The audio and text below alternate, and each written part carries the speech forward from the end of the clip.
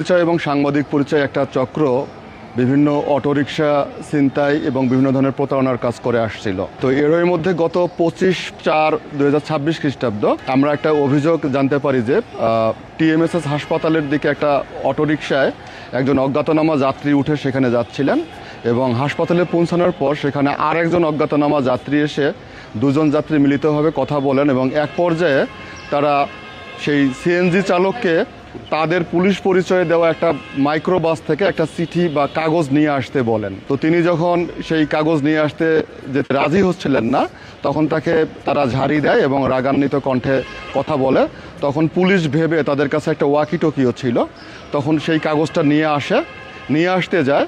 তো নিয়ে আসার পর দেখে যে সেই দুইজন যাত্রী এবং ইজি বাইক সেখানে নেই। তো এরপর তারা আমাদের থানায় অভিযোগ করে, আমরা একটা এজাহার নেই। এই এজাহারের সূত্র ধরেই আমরা গতকাল চারমাথা খাজা যে আবাসিক হাইওয়ে হোটেল আছে সেখানে আমরা অভিযান চালিয়ে সেখান থেকে 5 জনকে গ্রেপ্তার করি এই চক্রের। তো এই 5 যারা ছিলেন তাদের কাছ থেকে আমরা তাদের এই অপরাধমূলক কার্যক্রমে ব্যবহৃত ওয়্যারলেস সেট, মোবাইল, তারপর হচ্ছে মাইক্রোবাস এবং মারতুল, বিভিন্ন ধরনের সরঞ্জামাদি সহ তাদেরকে আমরা গ্রেপ্তার করতে সক্ষম হই এবং তাদের কাছে থেকে আমরা জিজ্ঞাসাবাদে তথ্য মতে আরও 2 জন অপরাধীকে রংপুর হারাগাছ থেকে ধরতে সক্ষম হই। তাদেরকে আমরা যারা হারাগাছ থেকে রংপুর থেকে যাদেরকে আমরা গ্রেপ্তার করি তাদের কাছ থেকেও আমরা কিছু এই অপরাধের সাথে সম্পৃক্ত বিভিন্ন ধরনের সরঞ্জামাদি উদ্ধার করতে সক্ষম হই। আমরা টোটাল 4টা সিএনজি উদ্ধার করতে এখন পর্যন্ত সক্ষম হয়েছি, অটোরিকশা।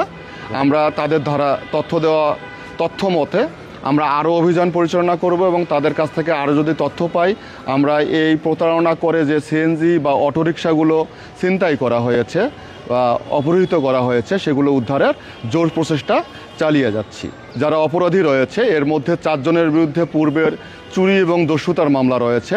তারা খুবই প্রফেশনাল এবং তারা দীর্ঘদিন যাবৎ এই ধরনের অপকর্ম করে আসছে।